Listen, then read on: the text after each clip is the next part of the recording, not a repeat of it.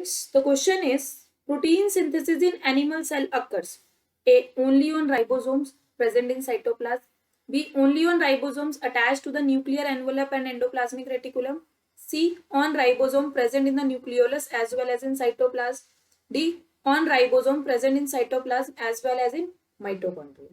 So बच्चे protein synthesis का क्या मतलब है? That is translation. Protein synthesis means molecular biology में हम इसे क्या कहेंगे?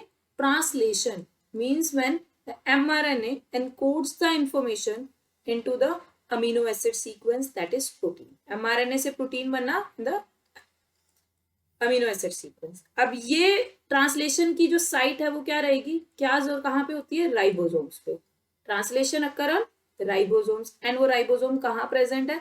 तो those ribosomes that lie freely in the cytoplasm undergo protein synthesis, that is translation. Plus in animal cell there is a semi-autonomous organelle, that is mitochondria.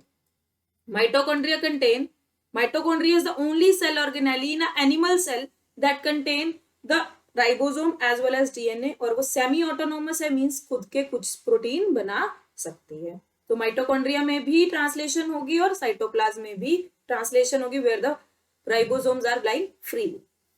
So options देखते हैं. Only on ribosome present in cytosol, not only in cytosol, mitochondria के भी होंगे. Only on ribosome attach to nuclear envelope and endoplasmic reticulum, तो attach nuclear envelope वाले जो ribosome है वहां प्रोटीन सिंथेसिस नहीं होता है. On ribosome present in the nucleolus as well as cytoplasm, nucleolus में प्रोटीन सिंथेसिस नहीं होता है.